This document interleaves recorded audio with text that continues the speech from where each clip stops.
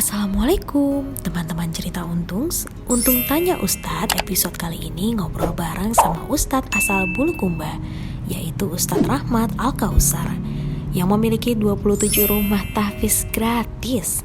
Beneran gratis gak sih? Tak hanya gratis, selama para santri masih memantapkan hati guna menjadi penghafal Quran, ia memperbolehkan untuk menetap sampai batas waktu yang tak ditentukan. Saya mau memberi kesempatan untuk anak-anak kaum muslimin itu tanpa syarat, tidak ada batas waktu menghafal sampai bosan. Bahkan ya saya sangat bersyukur kalau tinggal di rumah tahfiz ini tidak hanya menghafal saja, melainkan santri pun ikut terlibat dalam usaha rumahan guna memutar roda ekonomi rumah tahfiz tersebut. Tak tanggung-tanggung, penjualannya bisa sampai mancanegara. Penasaran metode apa sih yang diajarkan Ustadz dalam menghafal Quran? Apa saja persyaratan untuk masuk rumah tahfiz gratis? Simak lengkapnya untuk Tanya Ustadz di channel Cerita Untung.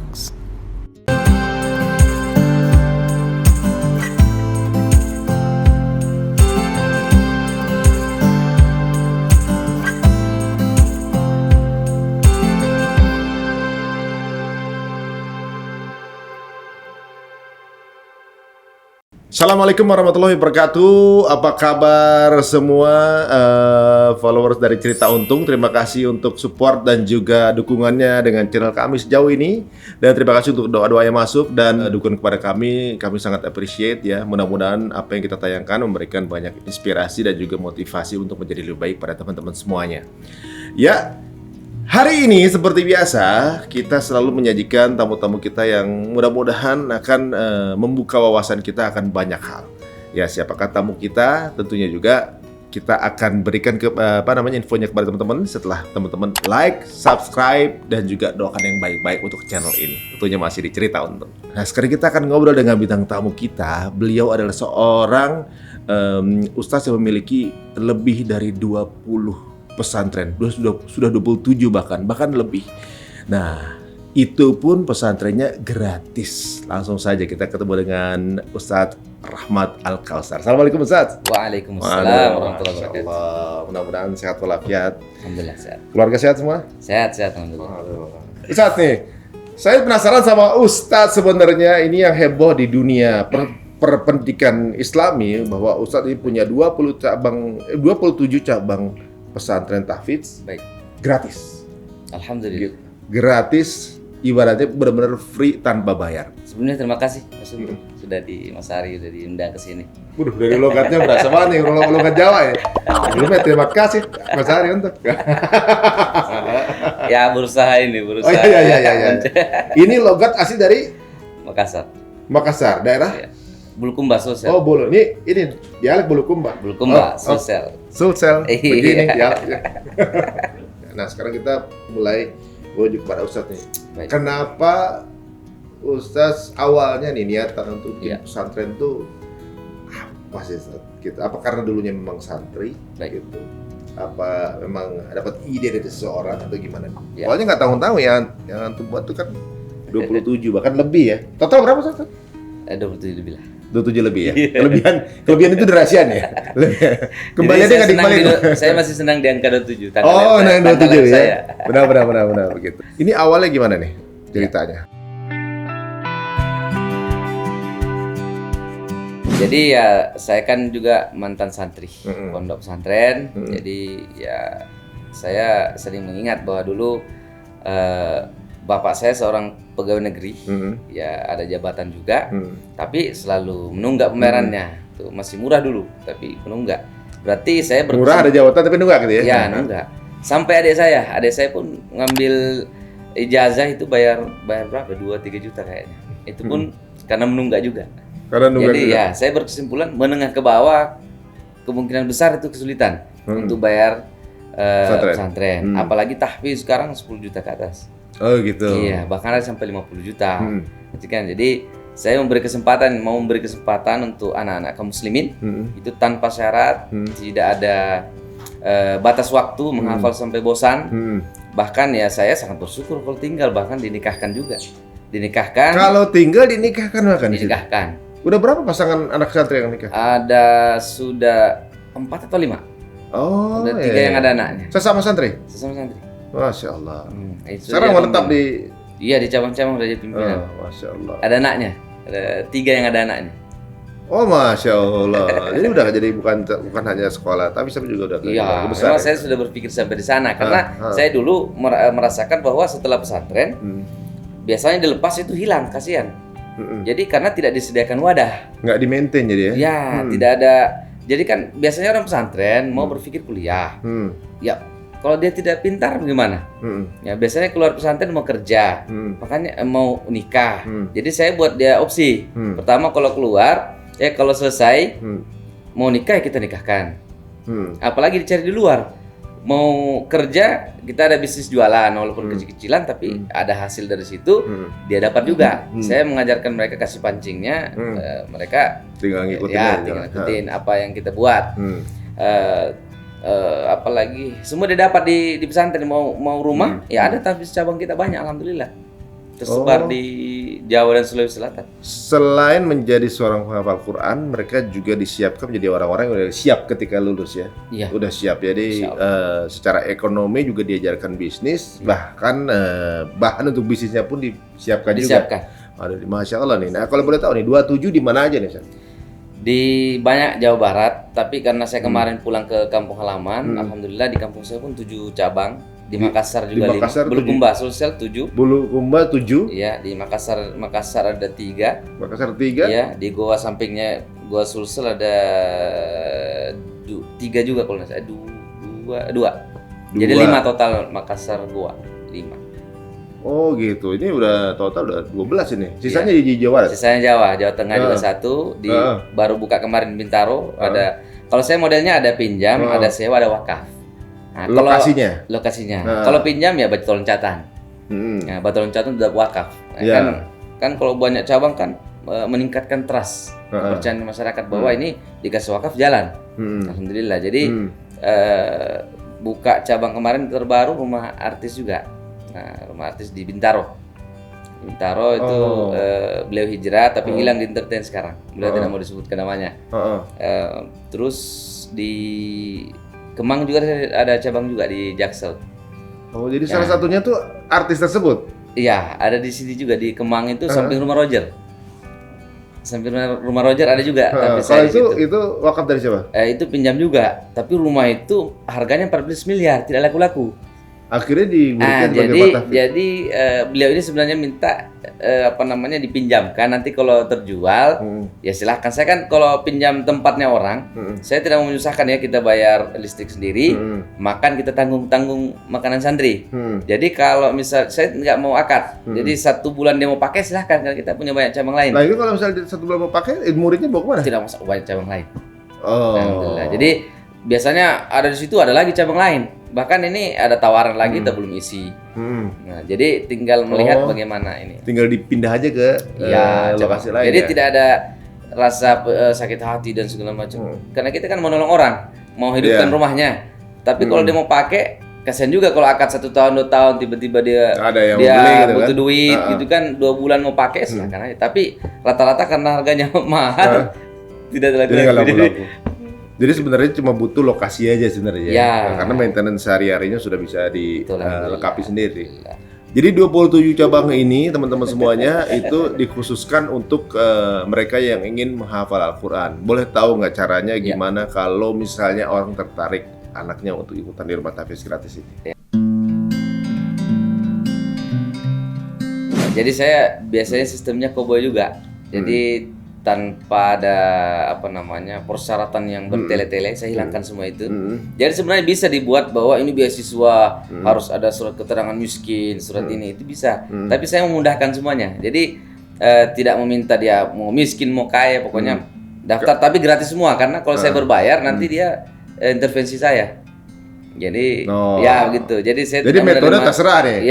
Metode tergantung ustaznya ya. Tapi untuk pembiayaan, kehidupan semuanya gratis. Jadi maksudnya saya tidak membatasi bahwa dia ini harus miskin banget, tidak. Tapi menengah ke bawah kesulitan. Jadi waduh, Masya Allah. Apalagi yatim.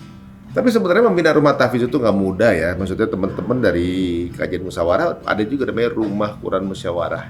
Jadi ibaratnya di situ juga santrinya cuma-cuma juga gitu ya gitu. Tapi ternyata kita baru tahu bahwa memiliki rumah tahfiz itu nggak mudah, karena bagaimana menampung anak-anak dari berbagai daerah yang berbeda, dengan latar belakang yang berbeda, dan juga moodnya berbeda. Ternyata kita juga pusing, jadi sebenarnya gitu ya, kita butuh Baru satu pusing ya? baru satu aja pusing, butuh bantuan mudir gitu ya, ibaratnya yang ada yang masalahnya begini, ada yang begitu, ada yang kepengen kabur lagi balik ke daerahnya, ada yang homesick, ada yang males, ada yang pokoknya banyak ternyata problematika yang kita sendiri, karena kita bukan latar belakang pesantren, kita baru paham bahwa nggak mudah juga ngurusin anak orang nih gitu.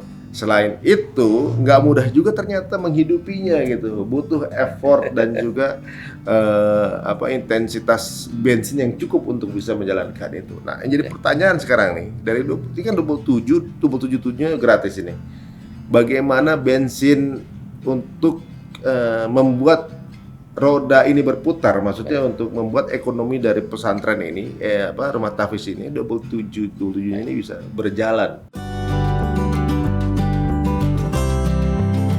Yang pertama tentu untuk meminimalkan operasional itu SDM harus ada. Makanya sistem pengkaderan. Jadi saya yang mengisi di cabang-cabang itu kader saya. Nah, jadi kalau orang kita bayar kan sudah bayar mahal. Tapi kalau dia ngajar, nanti setelah ngajar masuk kamar tidur. Jadi tanggung jawabnya kurang. Nah, kita tegur juga, baper, keluar juga kacau lagi ke tahfiznya kan. Nah, jadi makanya kader ini penting, meminimalkan juga. Jadi memang doktrinnya juga ya doktrin perjuangan. Gitu. Tapi kita berikan dia kalau dia kerjanya bagus ya memang prestasi juga, insyaallah yang bagus. Jadi kalau untuk bensin ininya, motor dari semua ini sebenarnya. Kalau saya dari awal dari 1 cabang sampai 27 cabang itu rasanya sama sebenarnya. Rasanya untuk biayanya, jadi kan biayanya yang menyulitkan itu cuma pikiran kita bahwa wah ini banyak banget biayanya dan seterusnya. Karena kan lebih mahal biaya kita di restoran biasanya. Bayar di restoran biasanya 500.000. Santri kalau dikasih saya 1 cabang biasanya ada 200-300.000. Dia belanja ke pasar, dia masak, itu kan selesai sehari. Iya, 200.000-300.000 kan dia sudah makan, masak sendiri. Pagi siang malam sudah makan. Terserah dia pilih menu apa, tergantung. Kalau saya tidak membatasi dia, jadi kalau dia cabang itu minta uang, saya tidak batasi. Cuma saya bilang bahwa kamu tidak akan bisa bikin tahfiz gratis kalau boros. Jadi pikir bagaimana caranya uang segini cukup buat ini 1-2 hari. Biasanya 1 hari misalnya 200.000 per cabang nih. Ya, 200-300-an lah. 200-300-an ya misalnya per cabang gitu ya. Itu satu rumah tahfiz itu sekitar 50 anak ya? Iya. Maksimal. 200 per hari kalau sebulan itu berarti kan 6 juta untuk makan. Satu rumah tahfiz. Jadi kalau orang hitung biasanya 1 tahfiz itu kalau mau longgar 18 jutaan satu cabang. Itu hitung-hitungan matematika. Tapi saya rasa selama ini 18 kali 27 aja udah berapa tuh? Berarti ratusan juta kalau orang per bulan. Hitung biasanya begitu. Kalau dia hitung-hitung. Makanya saya nggak pernah hitung. Ya justru ini. Kan simpel itu kan.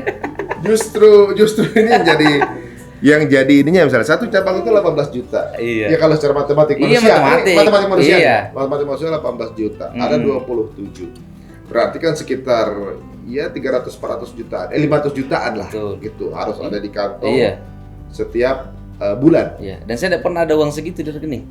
Habis terus. Nggak pernah ada di segitu. Iya, tapi nggak pernah habis juga, alhamdulillah. Kalau kita hitung nih ya, misalnya per bulan itu 1 cabang itu butuh 16 juta.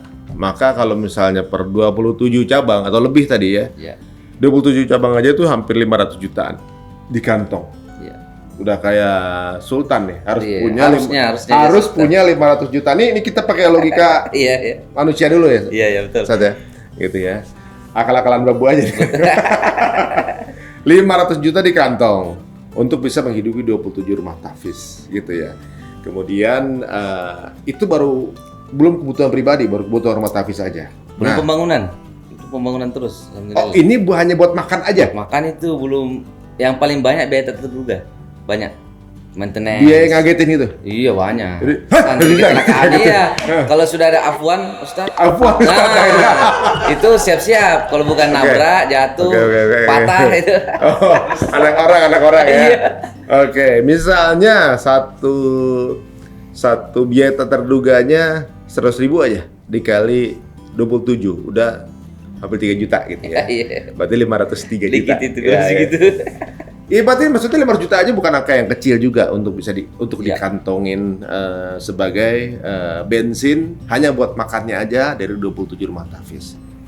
Pertanyaannya adalah dapat duit dari mana, Ustaz? Maksudnya dari mana bisa ngedapetin 500 juta itu Iya. sebagai pakan dari semua rumah tahfiz itu? Tapi itu kan sebenarnya angka hitung-hitungan dari Manusia. orang yang Matematika lah. merasa bahwa segitu. Heeh. Nah, ternyata di perjalanan nggak segitu sebenarnya. Jadi saya melihat dari kalau saya kasih anak-anak itu tidak sampai segitu. Tapi kalau dihitung mungkin segitu ya. Nah, tapi itulah namanya keberkahan kalau saya rasa. Keberkahan itu selalu mencukupi. Oh, jadi Nah, jadi mungkin yang harusnya anggaplah gini 200.000 ya, itu nggak cukup bagi orang yang merasa nggak cukup. gaya hidupnya gimana? Ya, tapi 200.000 ya cukup lah buat beli tempe, beli tahu, itu kan gitu. Oh, itu. Ya. Jadi saya dengar tuh bahwa banyak belum tentu cukup, sedikit belum tentu kurang. Tuh, Masya Allah. Jadi bagaimana merasa qanaah gitu ya? Cukup dengan apa yang diberikan, Cukup, ya. gitu.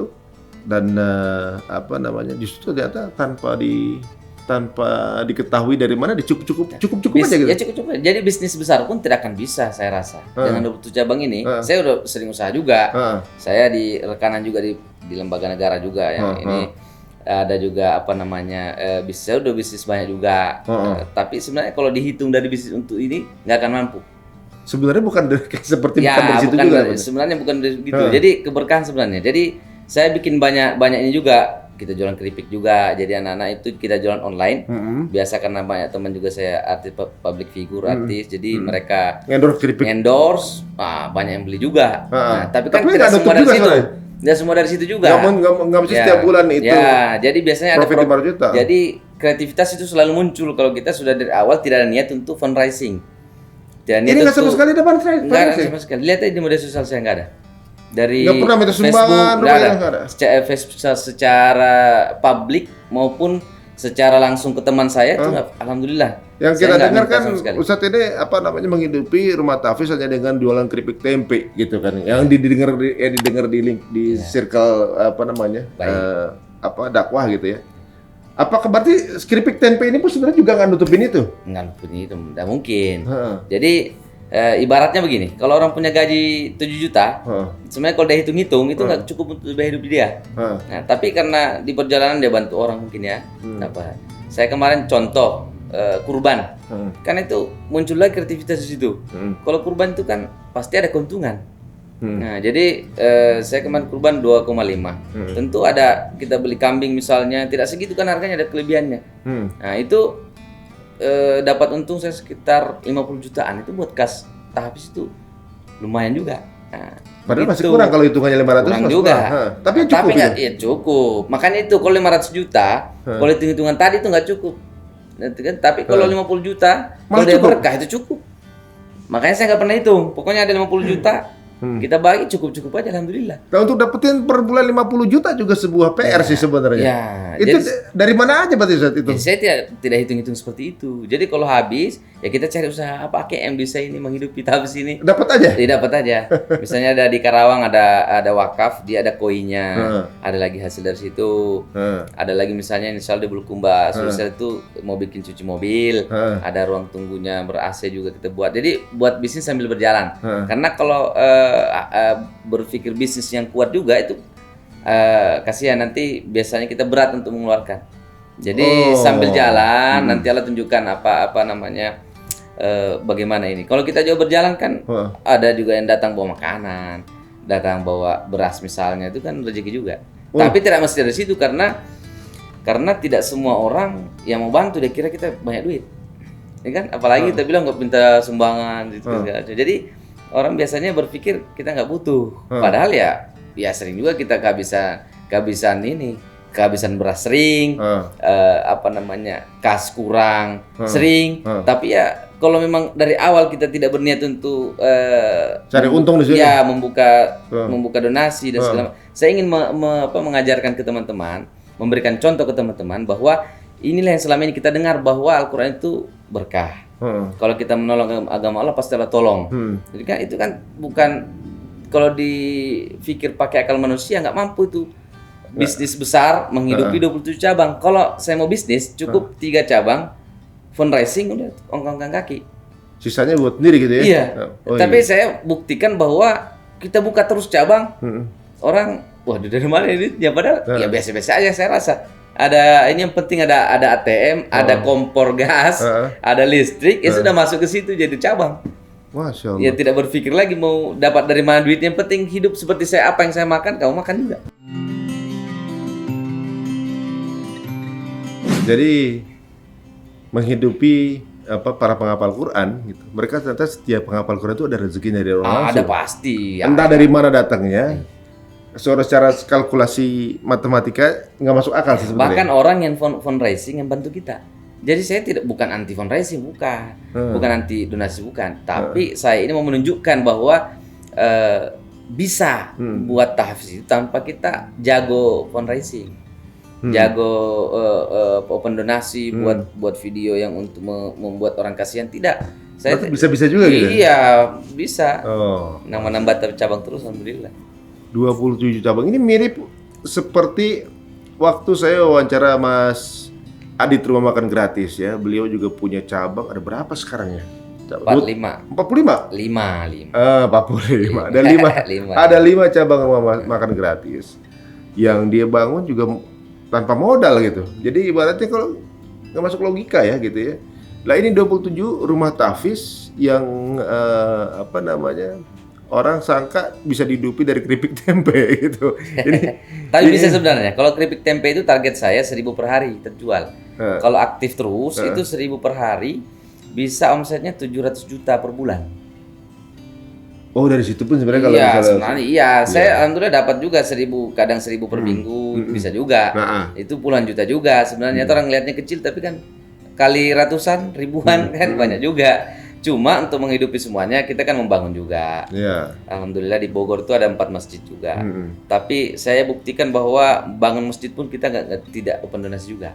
Jadi bahkan setelah saya bangun itu teman saya datang ngasih 2 masjid juga. Nah, jadi begitu. Ada juga yang boleh tidak saya open donasi untuk bantu tahfiz, silahkan saja. Tapi mau ngasih saya 100.000 juga boleh. Misalnya mau ambil untung dari situ silahkan saja. Saya tidak pernah nanya juga berapa kamu dapat dan segala macam. Jadi ya intinya saya mau menghilangkan materialistis dari situ. Pokoknya kita mau tunjukkan bahwa tahfiz ini berjalan tanpa embel-embel seperti itu. Jalan santai saja, santai. Memang mulianya para penghafal Quran itu memang sudah dijanjikan ya. Jadi kalau bukan Ustadz yang ngejalanin, mungkin orang lain yang ngejalanin. Cuma Ustadz memilih untuk mengambil peran ini, membina para santri ini ada di 27 tempat. Dan alhamdulillah dicukupkan rezekinya. Nah kalau bicara mengenai program nih, apa aja kegiatannya? Jadi kegiatannya itu luar biasa. Jadi memang bagaimana keberkahan tidak turun bertubi-tubi karena sejak 2:30 itu sudah ribut baca Quran, tahajud, sudah tahalakoh yang akhwat, apalagi yang akhwatnya. Jadi kalau akhwat sebenarnya kayak tutup mata saya kalau akhwat, karena saya kan tidak mengurusi langsung, menghindari fitnah kan selama ini banyak viral ya, pencabulan dan segala macam. Makanya saya menghindari itu. Saya tidak mengajar langsung ke akhwat. Siapa yang ada ustazahnya? Ustazahnya. Ya. Istri antum? Istri juga, istri yang biasanya dia mengontrol secara keseluruhan, ustazah masing-masing dan pembinanya yang kita kader. Oh begitu. Ya, jadi saya tidak menghukum langsung, tidak terima setor hafalannya santri perempuan karena kan fitnahnya besar. Nah, jadi kalau kegiatan mereka itu biasanya kalau akhwat saya ambil patokan itu biasanya 2:30 dia sudah ada bersuara. Intinya program kita itu setiap hari wajib tahajud. Kalau untuk santri ya, walaupun dia sunnah yang muakkad yang sangat ditekankan, itu 2:30 dibangunkan. Ya, setelah subuh itu hafal Quran. Setelah jam 6 itu dia makan, jam 7 mandi, terus jam 9 dia menghafal lagi. Sampai 10:30 itu istirahatnya cuma itu. 10:30 sampai zuhur, kailullah istilahnya kan. Ya, jadi setelah itu makan, lanjut lagi menghafal sampai jam 3. Sholat asar olahraga, malam makan, jam setelah isya menghafal lagi. Sampai begitu seterusnya. Setiap hari. tidur jam berapa mereka? Tidur jam 10 wajib. Jam 10? Jam 10. Karena bangun lagi kan jam setengah 3. Nah, dengan program ini berapa lama untuk bisa mampu jadi hafizo atau hafiz? Macam-macam anak-anak. Target saya 1 bulan 1 juz. Tapi kan anak-anak tidak semua ingatannya bagus. Tidak semua, karena saya sistem pengkaderan juga. Biasanya kalau ada jiwa-jiwa kepemimpinan saya lihat, berarti saya akan pilih dia untuk bisa jadi pengkaderan. Ya, saya kader. Itu biasanya selesai ada 4 tahun. Tapi ada juga yang 1 bulan 3 juz. Dia dapat setahun selesai. Ya, setahun lebih selesai. Oh. Nah, ada yang kemarin tasmi 30 juz, itu ya 2 sampai 3 tahun dia menghafal Quran. Jadi kalau saya bukan hanya store terus hafalan, tidak tasmi, dia 1 juz 1 bulan. Setiap dia dapat 5 juz, dia akan tasmi itu dia memperdengarkan bacaan di depan depan para mudirnya, pendengarnya, atau ustaznya ya ustazah segala macam. Jadi setelah dia dapat itu 5, 10, 15, 25, 30 selesai, dan setelah itu murojaah lagi. Nah, atau dia membina, dia mau lanjut perguruan tinggi atau di Madinah, maka silahkan saja. Tapi kita itu programnya ya, paling cuma mengarahkan ya, karena sudah mengarahkan. Saya tidak ada, saya mengganti sistem bahwa wajib mengabdi. Saya tidak pakai bahasa itu karena seolah-olah kita yang butuh. Jadi anak-anak merasa ya. Jadi saya berikan dia pemahaman bahwa untuk menciptakan pengalaman harus ada langkah-langkah seperti ini. Biasanya selesai 30 juz kan belum tentu bisa mengarahkan santri, belum tentu bisa memanage dapurnya, belum tentu bisa berbicara dengan masyarakat di sekitar. Training dulu lagi gitu. Iya, training by doing berarti. Iya, lama. Ada yang 6 tahun sama saya juga, alhamdulillah. Saya bawa dia ke Makassar, di rolling, jadi sering rolling. Oh, jadi langsung training kepemimpinan, juga mengatur adik-adiknya. Betul. Gitu ya. Itu yang penting. Dan biasanya kalau udah bersama dengan cukup lama, mereka itu ngerasa sulit untuk berpisah biasanya ya. Ya. Nah, itu dia. Sudah ada lingkungan tersendiri. Bahkan diajak sama orang tuanya pulang pun nggak mau dia. Ada yang sudah 3 tahun. 3 tahun ya orang tuanya mungkin bosan atau mau anaknya di tempat lain. Tapi anaknya merasa di sini tempat terbaik ya. Jadi kita nikahkan di situ. Bahkan saya bawa kemanapun dia bersedia. Dia orang Jawa misalnya, saya tugaskan di Sulawesi, dia mau. Oh gitu. Diajak istrinya juga? Iya. Jadi tugas saya seperti itu sebenarnya, bagaimana menyelamatkan anak-anak muda sekarang itu dari pergaulan. Karena sebagus apapun imannya sekarang susah. Minimal dia akan nakal cewek. Minimal. Walaupun penampilannya bagus, walaupun dia pakai jubah segala macam, itu susah menghindar dari kenakalan wanita dan minuman keras. Karena memang akses media begitu mudah gitu sekarang ini. Kita kan terbuka di Indonesia kan, bebas. Itu dia. Waduh, tapi memang ini sebuah upaya dari Ustadz Rahmat ini untuk ibaratnya apa yang mampu dilakukan sendiri, dengan tentunya juga akhirnya sudah mencapai 27 rumah tahfiz. Dan tapi nggak mungkin sendirian juga, dia dibutuhkan juga tangan-tangan seperti beliau yang juga punya keinginan yang sama untuk menyelamatkan generasi ini gitu ya, dari hubungan yang menyimpang itu tentunya juga. Nah, biasanya usia berapa Ustaz yang bisa akhirnya ketemu itu? Jadi saya semua usia.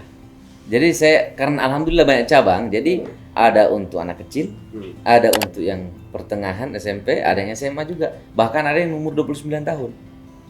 Paling kecil ada yang umur 5 sampai 6 tahun. Itu nggak itu digabungin? Beda, dipisahin karena menghindari homoseksual juga. Oh, gitu. Ya, senioritas juga dihindari dari situ. Saya sudah mengatur dari situ. Karena kalau digabung pasti biasanya dia zolim sama adik-adiknya. Jadi ada cabang, saya namanya cabang Avengers. Apa tuh Avengers? Kenapa Avengers? Karena biasanya anak kecil kan baru beli kipas angin ya 2 hari patah. Pintu 1 minggu sudah lepas. Itu namanya Avengers. Ada Hulk di situ, ada Hulk, ada Thor, ada Black Panther. Jadi anak-anak yang luar biasa di situ kan, apalagi yatim biasanya ya. Kenapa dijanji oleh Nabi SAW bahwa dia dapat surga nanti dekat dengan saya, itu karena memang sulit sekali. Oh, jadi alhamdulillah kita dikasih banyak cabang, di rolling, dia nggak cocok di sini ya kita rolling ke sini, ke sana. Iya, kenapa ya anak yatim itu kadang mungkin sulit diatur karena mungkin nggak ada nggak ada sosok ayah. Iya, nggak sosok ayahnya. Makanya saya berikan ini, kalau kau butuh jajan bilang ke saya, khusus yatim. Kalau kau mau jadi yatim yang lain, bilang gitu. Jadi dihususkan, jangan cemburu sama anak yatim. Intinya kalau yatim butuh jajan bilang ke saya kalau tidak ada uangnya gitu. Biasanya saya keluar bawa mobil sudah ada yatim minta jajannya, atau dari jauh Ustaz nih mau beli keperluan habis udah kirim, kan dikit 100.000, 50.000 kan dia sudah bahagia. Nah, gitu. Jadi itulah yang keberkahan seperti itu yang buat saya semangat. Itulah yang buat rezeki juga banyak dari mana saya datangnya. Wah, ini sulit untuk ditentukan dengan matematika manusia ya, apa yang dilakukan ini kayaknya nggak masuk akal kalau dilakukan dengan bisnis yang kalau kita lihat tidak mungkin ya nggak berorientasi ya, ibaratnya keduniaan ini. Masya Allah, harus ada ilmu khusus sepertinya untuk bisa melakukan ini. Udah pasti ini butuh ilmu yakin.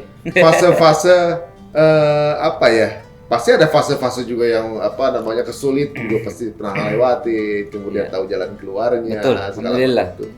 Nah, pernah masa paling sulit kapan? Kalau sulitnya dikit, banyak kesenangannya banyak. Yang paling sulit apa? Paling sulit yang bisa jadi cerita. Sampai lupa. Oh, sampai lupa karena saking sedikitnya. Lebih banyak yang menyenangkan. Ya, jadi kesulitan nggak terasa sebenarnya. Walaupun ada ya sudah biasa. Oh, nggak mana? Ya, karena sudah terbiasa. Kalaupun yang tidak ada apa-apa ya makan garam. Tapi alhamdulillah nggak pernah juga makan garam. Ya, di corona juga orang kesulitan ya alhamdulillah kita ada ya tidak pernah juga tidak makan. Ya kalaupun ada ya terlambat, ya kesalahan pembina misalnya tidak bisa mengatur. Tapi tugas saya pokoknya saya kasih kamu uang untuk makan. 3 kali sehari wajib makan. Karena kisah-kisah yang berkesan. Kisah yang berkesan sih kalau menolong anak yatim misalnya, atau anak-anak yang kesulitan mendapat tempat sekolah. Ada yang misalnya dia datang yatim, nanti meninggal yatim piatu. Diantar oleh ibunya, nanti 2 tahun di saya meninggal juga ibunya, ya sudah yatim piatu kan. Udah jadi menetap di sini? Udah menetap, alhamdulillah. Sampai seberapa tahun dia? Sudah 3 tahun di saya. 3 tahun. Sekarang jadi wakil pembina di sana di Sulsel. Saya bawa ke sana, rolling. Jadi sepertinya malah kayak diantrin anak. Ya, jadi yang berkesan juga kalau dapat santri yang 30 juz, alhamdulillah. Nah, kalau akses informasi gimana ya? Misalnya gini, apakah mereka ketika di pondok itu boleh pakai handphone atau boleh bertemu dengan santri pria, santri wanita boleh ketemuan gitu apa gitu? Nah, itu yang kita jaga sekali karena yang merusak selama ini kan handphone. Iya. Ya, jadi kalau bukan Instagram, Facebook, media sosial, dia main game. Jadi tidak ada minim karya. Ya, saya juga handphone tuh setan gepeng. Waduh. Ya. Jadi, kalau bukan main sosmed, main game. Kalau main game ya. Dan itu hilang. Bro, ada yang memang sengaja memasukkan di tahfiz saya itu karena dia mau hilangkan anaknya matanya sudah bermasalah gara-gara game. Saya baru tahu dia orang kaya ternyata, karena saya kan tidak verifikasi dia kaya atau miskin. Jadi intinya ya jangan bayar itu masuk karena saya memang mau mencetak penghafal Quran, baru ketahuan dia orang kaya. Dan ternyata matanya itu sudah tidak normal gitu kan, karena melihat handphone terus, tangannya juga sudah lain-lain lah. Jadi tapi setelah ditahfiz dia berhenti main HP. Semacam terapi berarti ya? Iya, kan dia kegiatannya kalau dia disibukkan dengan kebaikan pasti keburukan hilang. Oh, sesimpel itu ya? Iya, jadi dia capai target baru nelpon, itu pun nelpon paling berapa, kalau yang dewasa ya sehari, kumpul HP lagi kembali. Setiap 2 bulan sekali biasanya. Tapi berarti kalau santri pria sama santri wanita nggak boleh ketemu. Nggak boleh ketemu? Iya, beda. Kalaupun dia berdekatan, dia nggak akan ada batasannya jauh. Tidak langsung. Soalnya nggak menutup kemungkinan untuk yang remaja-remaja pasti ya namanya fase lagi suka-sukaan gitu kan. Ngelihat di sebelah sana kayaknya ada yang. Tapi ada bagusnya juga kalau dia ada ketertarikan begitu. Kalau kita kungkung dia terus juga, dia nggak pernah lihat, nanti ya sesama jenis sukanya. Iya. Jadi kalau yang penting kalau dia ada daya tarik dan segala macam, kita nikahkan kalau mau nanti. Nah, Ya, saya ada kasus begitu Tapi misalnya. normal berarti kan? Ya, gitu? dia ngefans misalnya. Saya sambungnya begitu. Oh, saya ngefans sama ini. Saya sambung, mau nggak kamu nikah? Yang laki-laki kan pembina. Saya dengar dari dari sebelah katanya ada ngefans sama ini nih pembina ini. Udah 30 juz. Ya, dia bilang ke saya siap nikah nih. Ya sudah, saya sambung. Iya, kebetulan ada yang ngefans sama kamu di sana. Nah, saya telepon orang tuanya. Jangan menyulitkan. Jangan bicara mahar dan segala macam. Kita pokoknya saya kalau tidak ada duit ya kita yang kasih makan.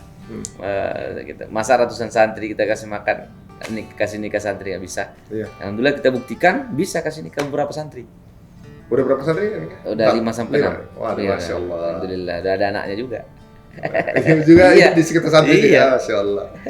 Ini bagaimana sebenarnya Ustaz? Kita juga maksudnya yang nonton juga, termasuk saya juga, Iya. keluarga ini perlu nasihat atau juga masukan nih Ustaz. Bagaimana cara menimbulkan rasa cinta sama Quran? Bagaimana menimbulkan rasa kita ketergantungan sama Quran gitu? Jadi kalau cinta dengan yang lain ya sudah pastikan Al-Quran dilupakan. Nah, kalau kita cinta dengan Al-Quran ya sudah pastikan ini. Tapi memang ada orang yang super sibuk sampai anggaplah dulu Khalid bin Walid ya, saking sibuknya itu sibuknya perang, dia mengaji pun terbata-bata. Baca Al-Kafirun ini kan. Nah, tapi ya keimanannya besar gitu kan. Jadi positif. Jadi kalau memang dia tidak bisa seintens penghafal Quran dia membaca Qurannya, minimal dia berjuang di bidang Al-Quran. Masya Allah. Gitu. Berarti memang beliau diciptakan sebagai Ya, pejuang di ranah yang berbeda. Ya, makanya saya tuh tertarik situ karena saya kan memang basicnya suka usaha juga. Cuma saya pikir selalu banyak duit tapi nggak pernah cukup. Ya kan? Jadi saya buat tahfiz ini ternyata alhamdulillah berbeda dari yang saya rasakan sebelumnya. Ya kan, alhamdulillah kebahagiaan itu luar biasa. Berapapun didapat tetap Iya, cukup aja lah. Masya Allah. Ini menarik ya teman-teman semuanya. Sesuatu penjelasan yang nggak bisa diterima sebagai akal manusia ya. Soalnya dari kita nih mau punya rumah tahfiz atau juga mungkin mau punya pesantren, punya panti asuhan lah gitu misalnya kan. Kita rasa, gimana ngidupinnya gitu kan. Saya kan meyakini begini ya, kalau kita menghilangkan kemaksiatan di tempat itu, melakukan ketaatan, pasti ada berrezeki yang banyak, ya kan? Nah, dibuat betul-betul tempat itu berkah, insya Allah. Kalau orang, jadi intinya apa yang dijelasin Ustaz, kalau kita bergantung kepada pendapatan kita dari bisnis kita atau mendapatkan pendapatan kita dari bos kita misalnya gitu, nggak akan cukup, udah menggantungkan Nggak sama akan Allah. cukup. Pasti cukup. Dicukupkan. Ya, bahkan lebih insya Allah. Masya Allah. Kalaupun tidak cukup ya minimal ya kita merasa cukup. Intinya walaupun secara bela itu kan nggak cukup, kita merasa cukup udah selesai. Cukup, Gitu. selesai. Karena orang punya duit banyak nggak merasa cukup kan gitu. Orang pengusaha kan biasanya ngutang-ngutang juga, rugi-rugi juga. Kenapa kita takut? Benar ya? Orang menjadi miliaran, triliunan, tapi Nanti nggak merasa ditipu cukup. ditipu orang juga. Teman saya, sahabat saya, dia bilang, saya sebenarnya mau bikin seperti ini juga, tapi saya takutnya nanti nggak cukup, jadi saya putar dulu duitnya, saya kasih orang tuh ini, ternyata modal pun nggak kembali 2,5 miliar. Nah, Ini tuh berapa cabang 2,5 miliar itu? iya makanya kan gitu. Ya. Saya sebenarnya mau motivasi orang yang punya banyak duit, bahwa saya pun tidak meminta donasi pun bisa, apalagi orang yang minta donasi. Itu kan bikin panti tuh mudah sekali orang, makanya saya kan tidak bikin tahfiz yatim tidak. Jangan nanti kesannya nanti saya jual yatim kan. Tapi itu boleh juga misalnya tahfiz khusus yatim itu kan menarik donatur gitu kan. Itu kan bisa insya Allah. Jadi kalau ada teman-teman biasanya mau konsultasi, mau lihat, saya izinkan aja datang ke tahfiz. Begini caranya kita buat. Buat tahfiz ini sesederhana ini. Orang-orang mengira bahwa itu sulit, padahal tidak sebenarnya. Masya Allah ya teman-teman semua ya. Jadi yang sekarang sudah punya niat, gaskan aja ya. Digaskan. Ayo main ke tahfiz Al-Kausar, main ke tahfiz gratis Al-Kausar. Paling dekat di Jakarta di mana? Di Jaksel. Tapi saya rekomendasi main ke cabang saya di Tegalwaru, Tegalwaru, Bogor. Bogor. Tegalwaru. Nah mungkin untuk yang ingin tahu dan juga ngobrol sama Ustaz, IG-nya boleh di-share Ustaz. Ketik di Instagram tahfiz gratis. Itu sudah muncul tahfiz gratis Al-Kausar paling atas. Di YouTube juga ada tahfiz gratis Al-Kausar itu muncul. Dan kalau mau buat tahfiz, insya Allah saya berikan pengalaman-pengalaman dan coba membantu teman-teman untuk rata-rata orang punya niat dan keinginan untuk bikin tahfiz, apalagi tahfiz gratis. Insya Allah saya bantu untuk memotivasi, dan sudah banyak yang buat. Minimal punya niat dulu, kemudian melaksanakan dari niatan Melaksanakan. tersebut. Masya Allah. Memang sih Ustadznya nggak crowdfunding, nggak minta sumbangan. Tapi kalau ada orang kepengen nyumbang tanpa antum minta. Alhamdulillah banyak yang begitu. Nah, Bahkan yang baru saya misalnya tidak, nih baru nonton nih kepengen ikut, gimana caranya? saya biasanya ya datang ke tahfiz, biasa telepon saya juga begitu. Saya ini mau ngasih wakaf. Saya kan dulu biasanya yang di Karawang itu telepon datang, saya kira mau pinjam tempat. Ya saya kan biasanya mau ngecewakan orang. Pokoknya lihat dulu lah, kita nggak tahu kan ke depan, barangkali betul-betul bisa. Saya nggak ada pikiran buka di Karawang. Ya, saya datang ke situ cek, lihat, ini sudah siap sertifikatnya. Ustaz saya wakafkan. Langsung di tempat. Langsung dikasih. Rumahnya, kolam ikan koinya, harga itu, waduh luar biasa itu ratusan. Harga 100.000, 200.000 kan. 800 meter persegi. Saya tanya, Alasan apa beliau? dia mau ngamal jariah. Di sebelahnya saya tanya berapa harga tanah 1 juta 1 meter. Jadi berikan berapa meter? 800 meter. Masya Allah. Dengan rumah kayu. Masya Bagus rumahnya. Jadi itu pun saya, karena saya itu tidak ada niat memiliki ya. Saya tidak pernah bertanya kapan nih buat ikrar wakaf. Itu kan ya santai saja, kalaupun mau diambil lagi tidak apa-apa. Tapi beliau telepon, Ustaz, ayo kita ke KUA ikrar wakaf. Nanti saya mati besok gimana? Sampai segitu. Saya bilang lagi, yaudah nanti ini. Dia langsung atur jadwal. Jam sekian harus datang. Saya datang ke situ. bukannya sama orang kayak gitu ya? Iya, makanya kalau kita santai, ketemunya orang santai juga, tidak ribet. Kalau kita cari donasi, waduh ribet. Kenapa? Karena dia ngatur, harus begini, harus begitu. Kita bikin program kan, kalau saya ada donatur yang tetap, saya bikin grup donatur apa segala macam, pasti diprotes kalau saya buka cabang. Kamu gaya nggak ada duit, bikin cabang. Kan begitu. Iya. Kita bikin program diganggu dan segala macam, harus lengkap laporan, padahal aduh kita nggak ada waktu buat itu. Iya. Saya juga dengar ada ya cerita aja nggak saya sebutkan. Ini ibaratnya ada juga yang mendapatkan rezekinya itu dari jalan-jalan yang nggak semestinya.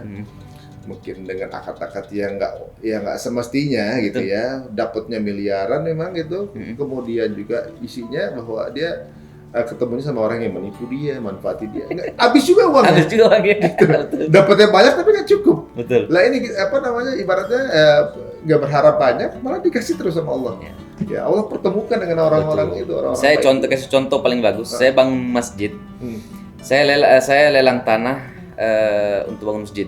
Saya berniat saya tidak mau fundraising bangun masjid. Saya mau kasih contoh bahwa bisa bangun masjid tanpa kita pendonasi.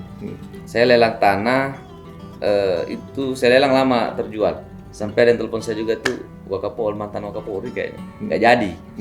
Terus ada itu terjualnya pada saat saya pergi siaga bencana. Saya ada tim siaga bencana juga. Setiap ada bencana alhamdulillah turun, termasuk Semeru itu santri saya turunkan tanpa bukan donasi juga. Yang penting turun dulu ke sana. Turun dulu, bahkan keluar saya uang duit kita yang turun. Kita bersih bantu warga, ada justru kita turun di sana banyak logistik yang diantar. Nah, jadi di sana saya sementara nyangkul, bantu orang, luar biasa pertolongan Allah itu. Tiba-tiba telepon saya, tanahnya laku 80 juta.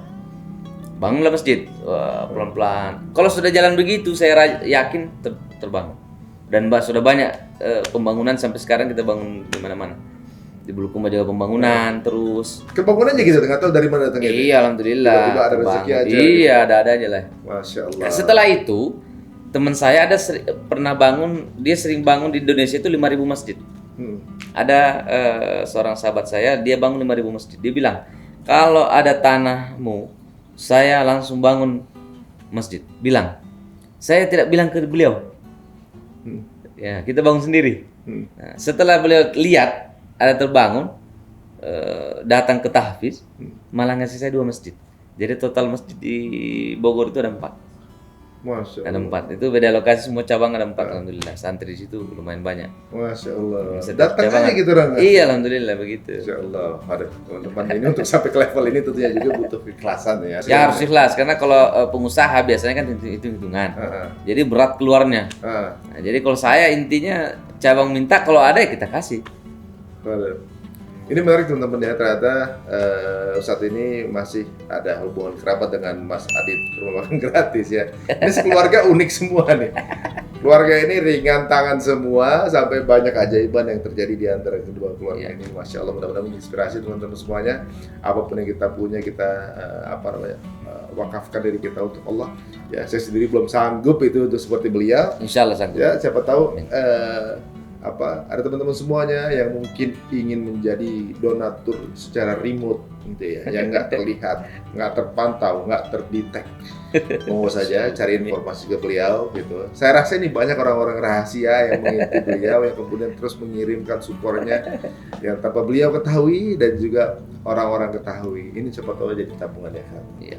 Masya Allah. Betul, ada yang begitu, sampai sekarang saya nggak pernah ketemu. Tapi kebiasaan saya tidak akan pernah minta ke dia kedua kali.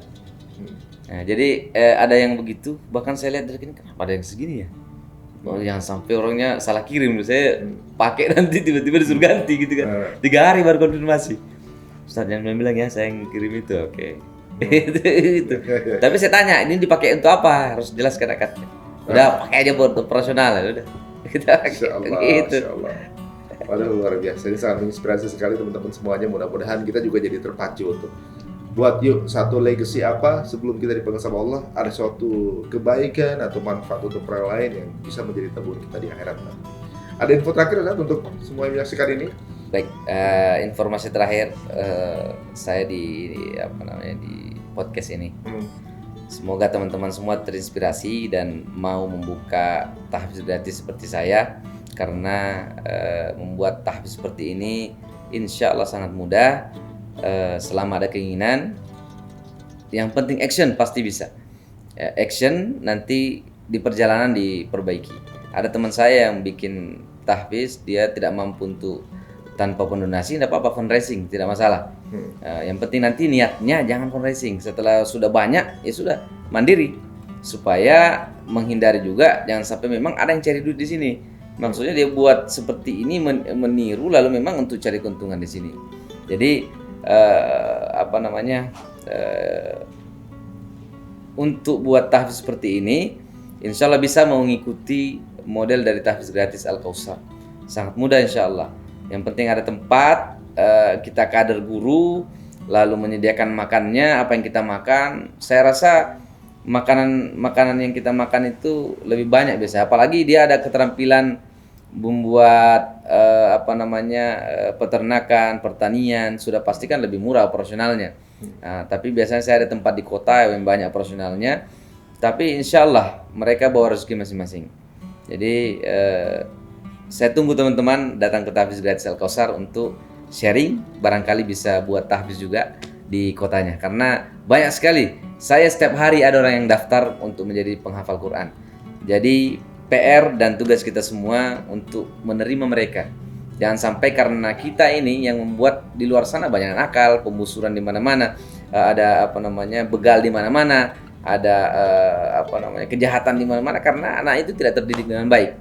Jadi kalau kita punya banyak tahfiz, punya banyak tempat untuk mendidik mereka jadi anak yang soleh dan soleha.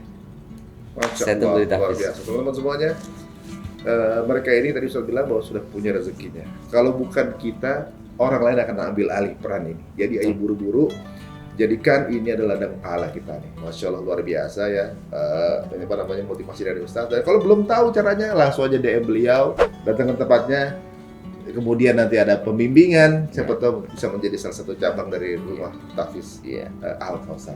Di warkop juga bisa sambil ngopi, santai. Sambil ngopi aja bisa. Iya, bisa. Kalau kita pikir susah, malah susah. Iya, tidak insya Allah. Bahkan saya tantang biasanya. Sini saya bayar gurumu misalnya kalau nggak mampu. Baru dia, saya siap, nanti saya carikan guru. Jadi banyak yang bikin tahfiz sendiri gara-gara main ke tahfiz Al-Kautsar. Waduh, jazakallah khair Ustaz ini. Iya. Ilmunya luar biasa dan mudah-mudahan ini menjadi pelajari antum juga. Amin ya rabbal alamin. Bukan hanya memiliki 27 rumah tahfiz, tapi juga menginspirasi teman-teman semuanya untuk menjadi menerbitkan rumah tahfiz lainnya di seluruh Indonesia. Amin ya rabbal alamin. Terima kasih Ustaz waktunya. Teman-teman kalau merasa ini suatu yang bermanfaat, monggo silakan di-share. Nggak usah pamit, nggak usah izin, langsung aja di-share sendiri teman-teman semuanya. Mudah-mudahan juga jadi pahala jariah teman-teman semua. Sampai ketemu di cerita untung. Assalamualaikum warahmatullahi wabarakatuh.